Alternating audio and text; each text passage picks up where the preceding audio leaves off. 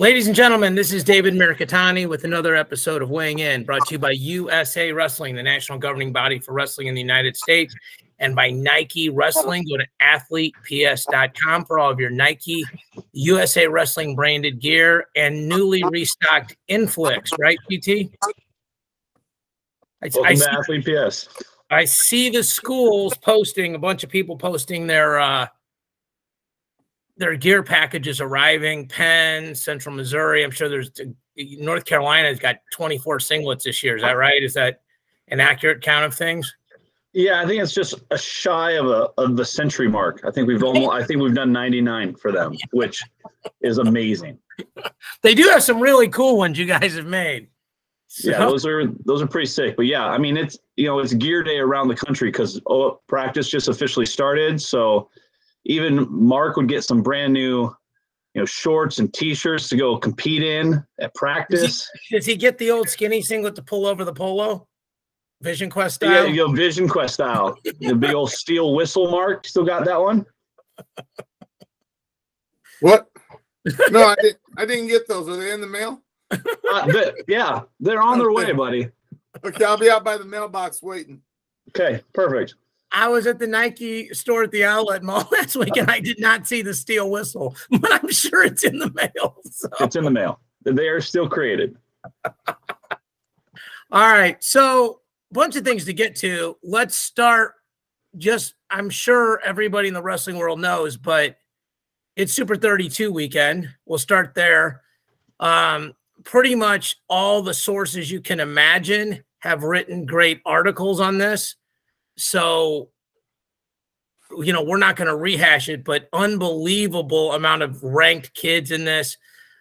GT and I mentioned it last week, but just going to be just dozens of kids in each weight class, highly ranked. So if you're a fan and you got some time to watch some high school wrestling this weekend, probably the finalists of this are all going to be All-Americans at whatever collegiate level they decide to wrestle. If they don't all go to Grandview and some of them end up at Division I, they might be pretty good there too. So tons of great wrestling to watch there. I want to personally say quick thanks to Eric Thompson and Lee Pritz. I got to see those guys last weekend when I was in Arizona, Scottsdale, all that stuff. Eric had lunch with my parents and myself, so that was really fun. And Pritz and I got together, watched some football on Thursday night. So thanks to those guys. And some news up in Iowa. I actually spoke to Dennis Hall a couple of weeks ago, and he told me about this, but he's officially the new women's coach at University of Dubuque. He's also the assistant men's coach, and he's also working on a Greco RTC. So he was excited about all that. And that kind of ties to, Mark, you were not on the air last week, but your guy, your son's very good friend, one of his groomsmen, Chad Beatty, has invited us back up to do the live podcast this year. The one we did for the Iowa-Penn State duel last year will be Iowa-Oklahoma State this year. I might sneak up a day early and go visit with John and Dennis. And that is also the weekend of the Iowa State Wrestling Tournament, Iowa High School State Wrestling Tournament, not Iowa State University Wrestling Tournament. So tons of stuff going on that weekend. We didn't get a chance to get your opinion on it. You're going Herky Head again, right, on the live pod? Well, I got to look at the lineups, David. I can't just, give that information out too early. I'll have to go up and down the lineups, make my picks, and decide who I think is going to win the duel. Well, I'll call Chris Perry and make sure they send me a Pistol Pete in case you change your mind. There you go. GT, I think the real question is how many people does Mark on a first-name basis with on Iowa versus Oklahoma State? We know about Big Tone. Austin graduate. So, it'll be interesting if Mark refers to like Real Woods as like Mr. Real? Woods or real. Yeah. I'm real. Yeah, He's there you real. go. Yeah, he's real. He's real. He's keeping it real. Oh, God. That'll be great. It's actually a pretty good duel on paper, so that should be very, very – it'll be fun to watch. David, we had talked about this, I think, last week a little bit while we weren't on the air, but when we were, in a conversation, we broke it down, and Actually, that duel could go either way. It really could. I mean, I think Iowa's got more favorites, but it'll be fun to talk about for sure. Correct. Yeah. And, you know, Oklahoma State can get to 5. And I think that's kind of what matters. If you can get to 5 wins, then you have a chance. You just have to not get bonused and that kind of stuff. So a couple of other things, huge recruiting news. Mark Anthony Mcgowan, the number 3 overall recruit in his class, commits to Princeton. Got a chance to text with Joe Dubuque. Obviously, they're super excited. He is the highest overall rated wrestler to commit to Princeton. The previous one was Matthew Kolodzik, who had a great career, and if it hadn't been for COVID, would have probably been at least a one-more-time All-American or national champion.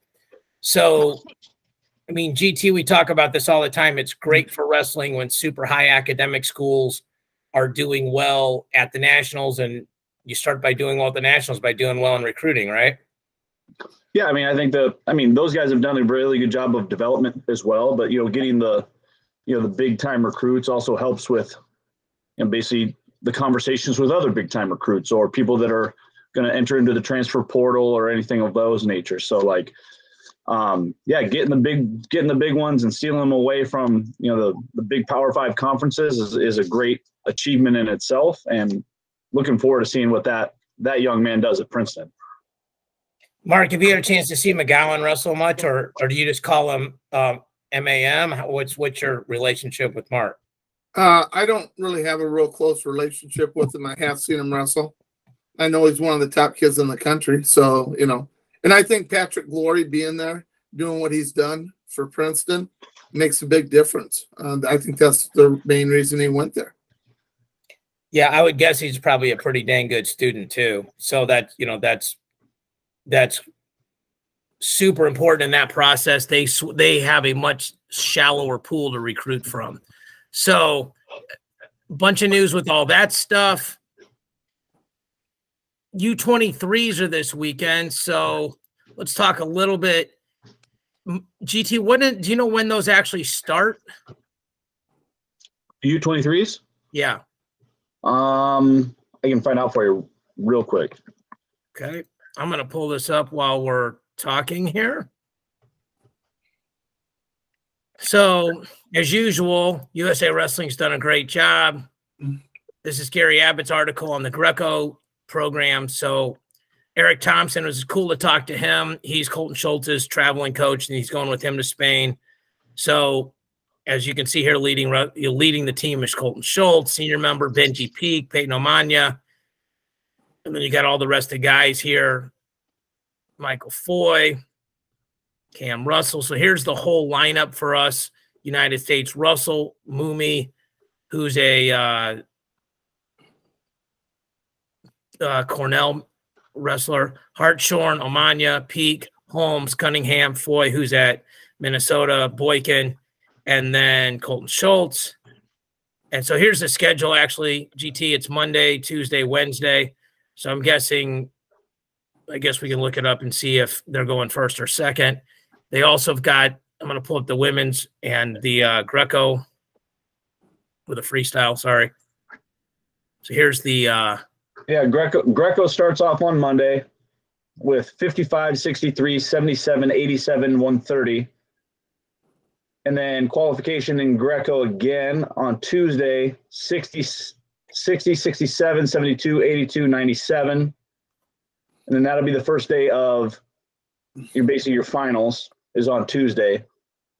And then basically women's wrestling will then start on Wednesday. So they're going to do 2 days each. They're going to do 5 a day and get it done in 6 days instead of 9 like World. So, okay. So, and then obviously men's freestyle go last. So GT, you're sort of our expert on this. I mean, are we, as guys like Mark and I, who, really obviously support the United States, but don't know at the level you do, should we be optimistic about like a Schultz and a Benji Peak at this age group, those kind of guys?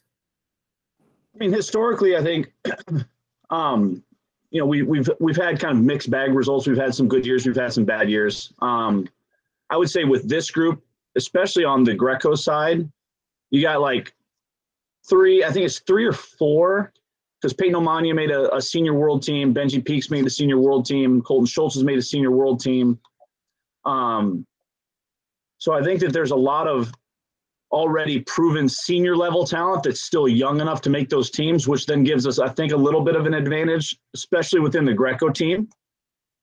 And that's definitely something that bodes well for the USA.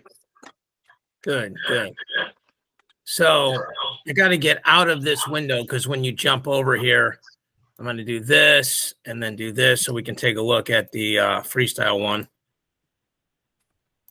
Here we go. So the lineup for us on men's freestyle is Aru Zhao, who's from Cornell, Mcgowan, who's from Minnesota, Cole Matthews, Pitt, Yaya, Northwestern, David Carr, Iowa State, Carter Sirachi, Penn State, Trent Hidley, NC State, Jacob Cardenas from Cornell, Tanner Sloan from South Dakota State, and Big Tone from Iowa. So I think these are names that we're a lot more familiar with. Mark, besides your personal relationship with Cassiope, how do you see this team doing at the under 23 level? From everything I hear, Iran's going to have a stud team there again. Japan sending their best kids. So it should be very good competition. I guess if I had to just kind of look at it with experience, I think Vito's got a real good shot at being a place finisher there at the Worlds. And then I think you have Murderers Row and, David Carr, Sirachi, Hidley, and then I think Tony Cassiope, returning U23 world champion. I think we have 5 legit guys that can really, get some points for the United States. I'm kind of up in the air on the other 5 guys because they haven't had a lot of international experience. Kind of see how it goes for them, I guess. Would you agree with that, Grant, kind of? Yeah, I think, if you look at Vito, he's, been a very, very powerful person within the U.S. At his way, I think he has a ton of good international experience as well. Cole Matthews, I haven't really seen him wrestle a lot of freestyle, but I believe that his style will be very conducive to freestyle. Of course, Yaya and David, Carter, Hidley, Cardenas, Sloan, and Cassiope. That's a very, very good group up that way. I haven't seen Aaron wrestle, first name Aaron, wrestle a whole bunch. Now, once again, just because I haven't seen him wrestle doesn't mean that he's not, very capable of doing well, at this kind of level or tournament. It's just one of those things that you have such proven talent in, basically national championship or top or national finalists or top 3 All-American type guys. And basically Vito, Cole, Yaya, David, Carter, Trent, and Cassiope. Those are some heavy hitters when it comes to the collegiate game as well. I like the fact you went first name with everyone but Cassiope and left that for Ostrander. So, so great. So great. All right. Women's under 23 team, as you can see here, Valencia, Taylor, Hauk, Hedrick, Basham, Lyles, Bruntel, Ramirez, Allure, Diamond Guilford. So a couple things here. One, Emma Bruntel wrote something on her Twitter, on a WordPress. If you get a chance to read it, it's super interesting. I'm going to get her on Matt Chat when she comes back. We got a chance to message. GT, thank you for the connection. Allure, senior level world champion. Guilford, senior level world team member. A bunch of these young ladies have medaled at age group and senior level and all kinds of credentials here. I'll go with you first, Grant. With the girls, or I guess women, should do very well here, right? As a team. Yeah, I think, this is a very powerful, good group. I think this is a very, very good representation of kind of the waiting in the wings type characters, for people that never made maybe a senior world team as of yet. But then you also have some powerhouses with, Bruntel and Amit and Diamond that have had kind of that senior level experience type thing. But this should be a very, very good representation of that category for us. If everyone's healthy and is ready to rock and roll, because they've all probably had a preseason wherever they're located, and they're in really good shape and ready to compete. And Mark, like Diamond Guilford made our senior team because, well, I shouldn't say because, but with, with her being able to take over because of the pregnancy, but she goes 0-1, but now she's at an age group where she should really succeed. And sometimes when you wrestle up an age group and come back, even though you lose, it gives you a ton of experience, a ton of confidence to wrestle at this level. Are you expecting big things from her? Yeah, I would expect her to do really well here. She is very talented. I think she got kind of, you go to the senior world level, it's an eye opener, and I think she probably learned a lot there. I think she'll probably be able to handle her age group a little bit better. Alora's the one that I can't wait to watch wrestle. Absolute beast. Absolute beast. Yeah, I mean, I think she won the senior worlds. We're expecting her to win the U23s, right? Absolute beast. I can't even say anything else. She's just absolutely amazing. All right, we're going to pull up something.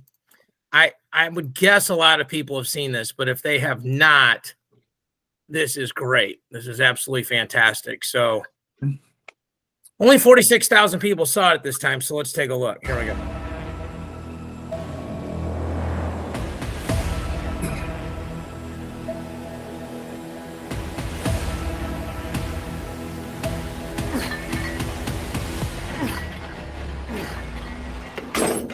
What? Were you expecting someone else?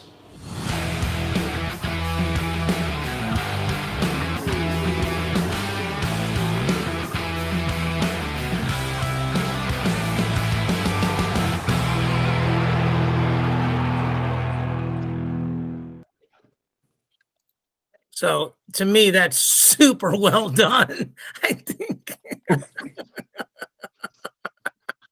I think they snuck most of us. So, Grant, first of all, the Nike shoe placement at the front of that clip is not terrible, right? Yeah, of course. And I think why you bring that up is that you have all of these awesome videos and packages coming out at the beginning of season for season tickets or watching our events, and for the University of Minnesota to have some fun with all of their athletes and get the fans going like that. I mean, it's just the content that they're being able to produce is so crazy awesome. It's and Brayton Lee, of course, like he's a beast. He's a beast, right? But it's like, you weren't thinking that I was gonna be back? Like, it's so good, Mark. Like, had you seen that before just now? No, this is the first time I've seen it. What do you think? I thought it was good. I don't really like him taking down Caleb Young, but besides that, that kind of hurt a little bit, but I think it's brilliant. I think it's absolutely brilliant. Obviously there's speculation on Gable, whether he's going to, obviously Flo had an interview where they said he's going to go WWE full time. Doesn't necessarily mean he won't wrestle. We're all sort of stay tuned on that sort of situation. But obviously for the people underneath the rock, that's what the play on words is here, is like whether or not it was going to be Gable coming back or not. So just really, really well done by the University of Minnesota. And it's a perfect lead in as we're going to go to 157, but we will go to Mark's picks at 141 first. Let me get this pulled up.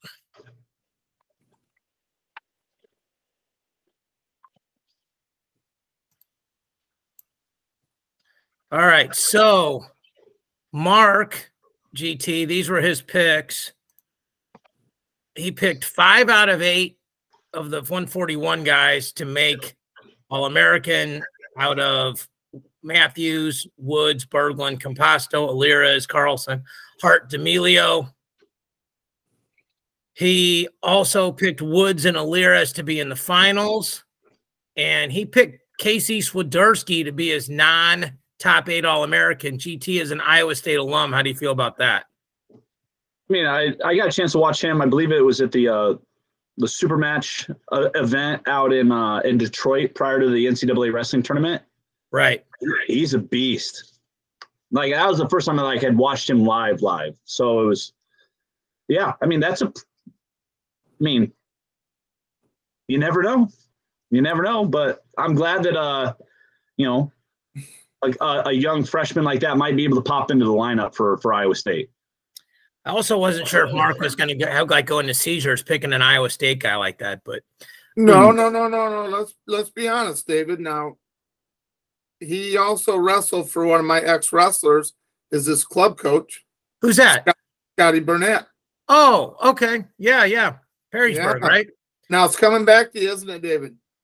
Yeah. No, because we had a meal with him right before the event at the hotel. So, right, but I didn't make that connection. But that's okay. So I know Scotty told me this kid's the real deal. So, and if Scotty says that, I know how hard he worked. He said, in the way he just dismantled that match, beating one of the top pound for pound best kids in the country, and it wasn't close. So I think he wants us. And Iowa State did a big interview with him. He's shooting to win a national title this year. That's his goals, and he doesn't expect anybody to be able to stop him from doing it. So you got to like he wants it that bad and thinks he can do it. So I'm going to put my money where my mouth is and put him in as an All-American. He's also in a weight class where it's much more wide open, and like he could have that same optimism. And if he has to beat Yanni, I think we have less optimism that he can win a national title versus the crew at 141. So correct. 149, and then we'll get in the picks. Mark picks 7 out of 8 of Yanni, Gomez, Sasso, Lovett, Mahler, Milner, Parko, Murin to make All-American. His non-top 8er was Abbas, who I think, GT, you and I agreed was, probably between McDougal, Yaya, Abbas. We figured we'd all pick one of them. But you went Brock Mahler, Mark, which my Mizzou people will love. I will get texts this week telling me they can't believe you picked a Mizzou guy, that maybe you got the wrong black and gold singlet mixed up. Why Mahler over like a Sasso, a Lovett, a Gomez? What are your thoughts there coming off the redshirt year? I guess I just like the old style of wrestling a little bit better. I know these guys have junk and can hit moves from anywhere, and it's hard, hard to compete against that. Mahler is just so physically stable out there. I mean, he's a rock, and he stays in great position, and he just keeps coming and coming and coming. I think guys are going to have a hard time with him. I really do. I think he's one of the best kids in the country at that weight, and, wanted to do something different.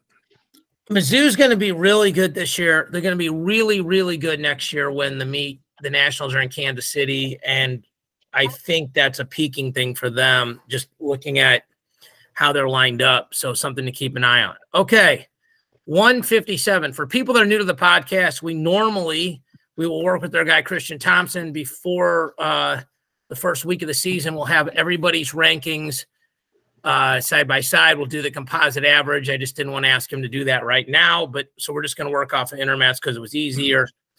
Brayton Lee, Will Luwan, Peyton Robb, Ja'Cory Teamer, Bryce Andonian, Ed Scott, Austin O'Connor, Jarek Franek, Josh Humphreys. G. Feller is up from 49 to 57. That bumps Wyatt Cheats from 57 to 65. We were wondering if Jordan Williams was going to be in here. Doesn't look like, at least on the surface, he is. Then you've got going down Zaf, Castile, Keating, Coleman, Wright, Jay Cutes, Saldati, some of the other names. Patty Gallagher's a name we're going to keep an eye on. Luca Wick. A lot of talent here. So, Mark, we didn't get to talk to you last week, so we will let you go this week. So tell me, out of your top, how many make it out of the top 8? How many All-American? I'm going to say I'm going to go 6. GT?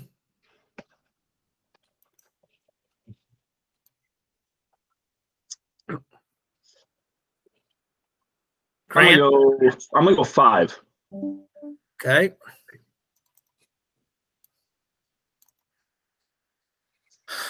I mean, this is an obvious thing, but I think you have to kind of see who do you think can sneak in, right? And if you're looking at it like Josh Humphreys, I mean, there's not a lot of guys that have placed that are outside of the top 8. And people should know that Quincy Monday was obviously at this weight and is up. The kid from Northwestern, who's the guy from one of Northwestern last year? Why am I drawing? Ryan Deacon. Yeah, sorry guys. National champ, graduated, so there's a little bit of turnover here. So, but it just doesn't feel like a weight too. Like it's kind of a weird rate. Like Austin O'Connor is a national champion who All-American last year on one leg. Andonian's up a weight. Teamer might be the most talented guy in the weight. Will Lewan had to get a 1-second escape to get past JQ's like in the first round. If you look at 4 different ranking sources, they got 3 different guys ranked number 1. So it's a little bit like 41 where I think there'll be a ton of turnover. I'm going to go 6 out of 8. But I'm not really sure who I think the other 2 guys are going to be in to sneak in. Grant, who are your finalists? I'm going to take Teamer and Brayton Lee. Okay. Mark? I'm gonna go Brayton Lee, and I'm going to go with go back up, David. Hang on a second. I don't want to miss somebody here. There he is, Austin O'Connor. You're going Lee and O'Connor? Yep. I'm going to split the baby with you guys and go Teamer and O'Connor.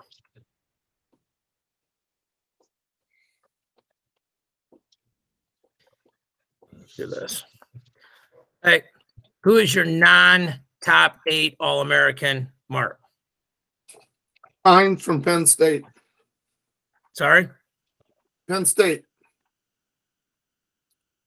He's not in there, David. Who are you picking? Joe Lee? No, Hines. Who? Freshman. The freshman that they brought in. Isn't it Hines? Levi Haynes? Haynes. Okay, my bad. Yeah. Okay. That is off the board. GT. I'm going to go with Patty Gallagher. I figured I knew one of us was. I'm going to go with Gefeller. Everybody I talked to down there says like he's in a really good place in his life. He's got some things, stabilized. So happy wife, happy life kind of thing. So, all right, 165, which might just be the best freaking weight in the country. Let me move this down here. All right, so here's what we got. Keegan O'Toole, defending champ. Shane Griffith, champ the year before. David Carr, champ 2 years ago, 157. Quincy Monday, runner-up last year, 157. Cam Amin, All-American. Ian Hamidi, freshman All-American. Carson Karchla, who might have the best positional skills in the weight class. Peyton Hall. Julian Ramirez, Justin McCoy, Ogunsanya, Olenek. There's a fall-off at a certain point here. Wyatt Sheets, who made the bracket 1 year as the 33rd guy and then took 8th. Patrick Kennedy, who I'm going to predict right now is Mark's non-top 8 All-American. Ninehouse, the transfer from Purdue. Johnny Lovett. Facundo from Penn State is in here. I mean, this weight is stupid good. I mean, I'll go first here. I don't see the top 7 guys getting not All-Americaning, which is crazy because I think there's 4 other guys if they were at a different weight class that could All-American. But I'll go 7 out of 8. GT, how many you got? I'm going to go 6 out of 8. Mark. 5 out of 8. Mark, I don't want to put you on the spot. Can you tell me 2 of the guys that you think aren't going to All-American? Yeah, I can. I'm not sure Quincy Monday up this weight is going to be as effective. Cam Amin's kind of a question mark for me. I think he had a really, really good year last year, but there's no guarantees. Peyton Hall's lost to some of the guys that are below him. I just think it's a really good weight, like you said, David. There's just so many good kids in there, and I think a lot of these guys are going to be wrestling in the round of 12, like Grant said, 2 weeks ago, that are going to knock people off. There's going to be a lot of upsets this national tournament this weight. And to be fair, Quincy Monday, I mean, he's going to cert at 157. I know that. So if he's having struggles early, they'll just pull him down. It's one of the advantages of being at a Princeton where they're not loaded at every single weight class, where he can go down. And they're a team that has to score as many points with their front runner guys as they can. So they're going to put him in the best spot. And if we go back up, he'd probably be ranked number 1 at 57, wouldn't he? Based on being the runner-up the year before, guys? Yes. Okay. Marco, finalist here. Oh, I'm going to go with Keegan O'Toole, and I'm going to go with David Carr from Iowa State. GT. I go Keegan O'Toole, and I will go with David Carr as well. That's a really good pick, Mark. Yeah. It's the same pick I had. It's kind of crazy. And it's nuts because I think there are going to be a bunch of one-point matches here. I think David Carr coming back and taking third was super impressive. I mean, there was interviews about his talk with his father. I got a chance to talk to Nate Sr., his talk with Aaron Brooks. I think he's on a mission. O'Toole is a guy that I got to know a little bit through having him do a clinic for us and stuff like that. Unbelievable human being and a winner's mentality. So, I mean, but I'll tell you, like, Carson Karchel is a sneaky 7 here. Like, he's going to give some people some problems. All right. Non-top 8 All-American GT, you can go first. I'm going to guess. I think I know who you're going to pick, but go ahead. I'm going to go with I'm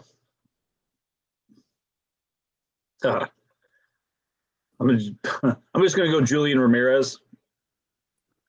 I'm shocked. I thought you would pick Facundo. I know, but okay. I think I did earlier. I think I did earlier in the summer. I think we did that. But this weight class is so stacked. I know, right? I mean, I don't know. Are we going to go with Mark? Are we just going to go Kennedy next question, Mark? Or is there somebody else that's even on your thought process? No, there are a lot of guys that I think have an opportunity, but I'm going to go with Kennedy.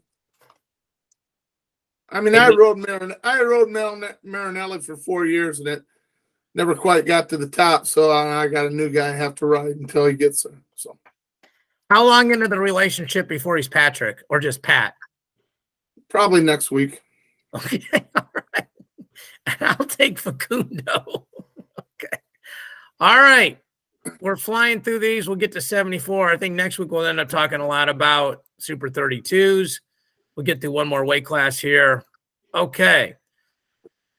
The rankings: Starachi, Lewis, Mikey Labs, Dustin Plott, Clay Lout, Ethan Smith, Demetrius Romero, who I think is back for year 8, Michael O'Malley, Canigliaro, Peyton Mako, Chris Foca, Cade DeVos, Lance, I'll pin you from anywhere, Runyon, Hayden Hastings, Nelson Brands, Edmund Ruth, Rocky Jordan, who transferred. I mean, Jackson Turley's down in here. Joel Devine is in here. Tyler Ishins is in here. Another, especially at the top 3. Super loaded. Mark, how many of the top 8 here? I'm going to say 5, David. That was my guess on what you would say. GT? I'm going to go 6. All right. I feel like Starachi, Lewis, Labs, and Plott are locks. And then if you look at this round of 12, like if the seeds hold and they're those 4 in the semis, like if like a Lout wrestled a Foca, I don't think I've done this in any other way. Oh, I did it one other way. I'm going to go 4. I just think it can be that crazy. So I should probably go 5. All right. I'll just ask this. Is anybody not picking Starachi and Lewis in the finals? Yes. Okay. Mark, who are your picks? Go ahead. Strachey and Labriola. Okay. GT. Strachey, Lewis. I'm with GT.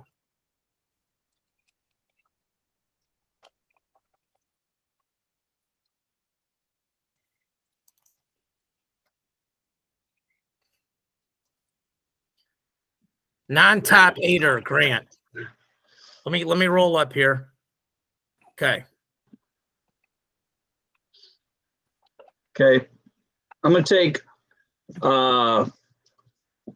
Cade DeVos.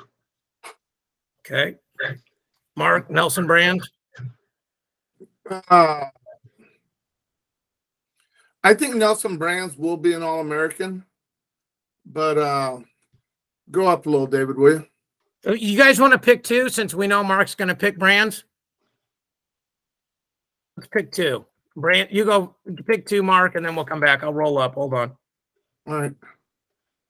There you go. I like Foka to be an All-American also. All right. GT, you want to add another one here? I'll roll back up. I will take Lance Runyon. I'm going to go with two of my boys from Iowa. Those are, yeah. Where's Brands from, Grant?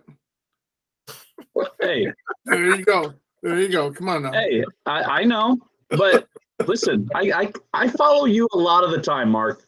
There's so much that, yeah, between us, we have all of the kids that are from Iowa going to be All-Americans in the same year.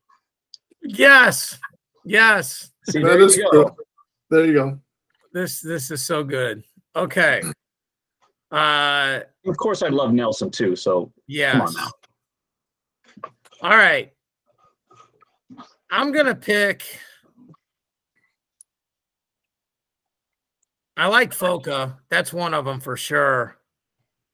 And I'm just gonna be a homer. I'll take Mako. That'll help me when I go watch Mizzou wrestle in a couple weeks. So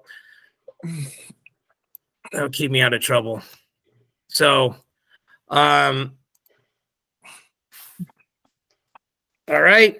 I think one of the things that we didn't get to last week is Alex Marinelli is starting a new wrestling club in Iowa City. And a couple of these clubs, like Seabolt is now training at Carver Hawkeye. Grant, what do you know about this Marinelli club? Are they going to train at Carver Hawkeye? Is it separate from these other, like Big Game and all these other guys? Or how, for those of us that don't live in Iowa and aren't on a first-name relationship with everybody like Mark is, tell us a little bit about it. It's the Iowa City Wrestling Club. I believe it's, Alex is doing a club at Carver or at their facility. It's just basically, and it's not necessarily an extension of anything other than its own standalone kind of club. Okay. So I think it's just one of those things that I think Alex is continuing to train, starting a club within that program, and he has very good ties with the program still because he's still training as a senior level athlete there. So the other clubs, as well as any of the the listeners that we have, some of the national branded clubs that have gone on and done big things, Big Game and Seabolt specifically from the Midwest. There's lots of clubs that will end up producing really good talent, and I think that with this just starting, I think there's going to be some kids that jump on board with Alex just because he's a good dude. Well, like a kid like a Ben Keeter, will he end up probably training at both since he literally goes to Iowa City, either West or regular high school? I don't know, but it's one of those two because that's where Gabe Arnold transferred to. I mean, is that something where they can cross-train, like train with Marinelli's club and with Seabolt's club kind of thing, I guess? I'm sure that all those things are agreed upon. That, like, once again, a lot of these kids don't necessarily go to TJ's place all the time every single week. Or right. They'll go to the Iowa room and wrestle with the Hawkeye Wrestling Club practice or whatever that may be. Or the RTC practice, those type of things. So I think there's all of those things are basically able for the kids to be able to cross-train, get new partners.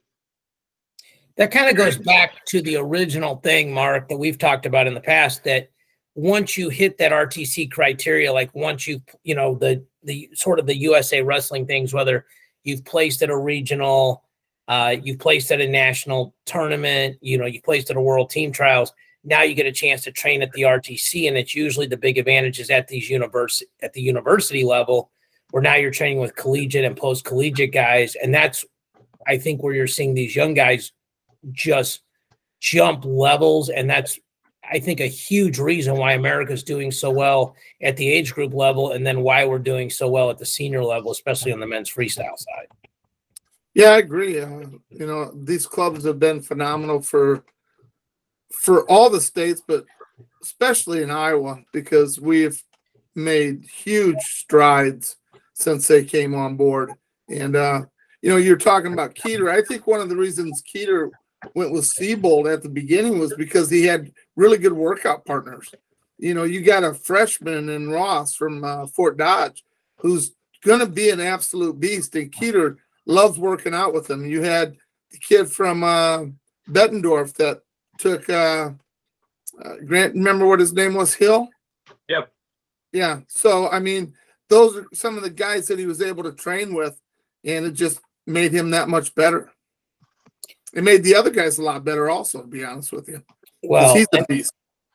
And if you're an RTC guy and you get to train in the Iowa wrestling room, I'm guessing that training partners are probably not a problem. There's not a shortage of good guys to work out with. You probably don't need somebody quite your size to lay the wood to you. You know, if you're no matter how good you're in high school, you wrestle like a college senior, they can be a little bit smaller and still put it on you. So we're recording this on the 13th. These guys agreed to get up early. I'm getting on a plane here shortly, going out to the IBJJF Pan Am Championships, which will be streamed on Flow Grappling. Anybody that has a Flow account can obviously watch all the different Flow sports, but a lot of times we don't like watch Flow Marching Band or things like that. But a ton of wrestling people are doing grappling or doing jiu-jitsu. A guy that's near and dear to our heart, Grant Turner, Michael Pixley. I was texting with him last night. He fights Friday. A couple of the guys I coach are fighting on Sunday. Another one of the guys that used to wrestle for us is fighting Sunday. Want to thank him, Mark Botindry, who is a black belt down at Gracie Richardson. That's actually where we're staying. The fights are in Garland, for letting us train with them and get rid, you know, just sort of shake the rust off for a couple days. But if you like wrestling, jiu-jitsu is fun to watch. This is no gi, so it's a lot easier to follow what's going on as opposed to gi. Rules are kind of the same. A takedown's worth 2. A sweep, which is sort of the version of a reversal, is worth 2. You get points for passing guard. You get points for knee on belly, stuff like that. And then ultimately submissions are like a pin. And there's different submissions you're allowed to do with different belts, like heel hooks and knee bars and those kind of things, only at the higher level belts.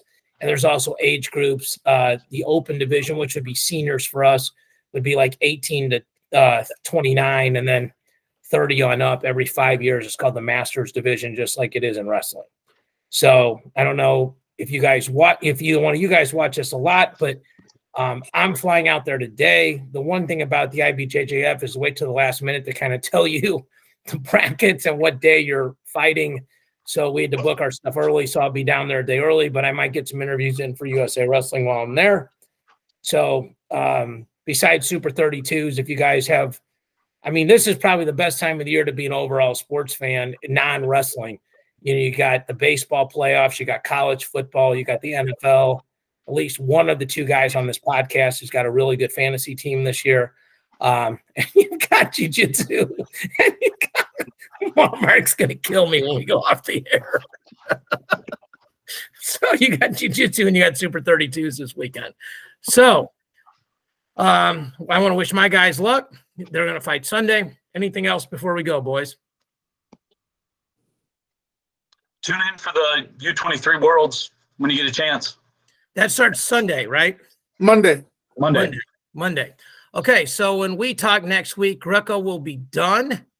Women's freestyle will be probably in the finals of the second day, and men's freestyle will have started.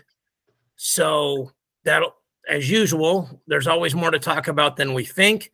We'll be probably getting to 84 and 97. And then the next week we'll get to heavyweight and team picks, and then it'll be college wrestling season.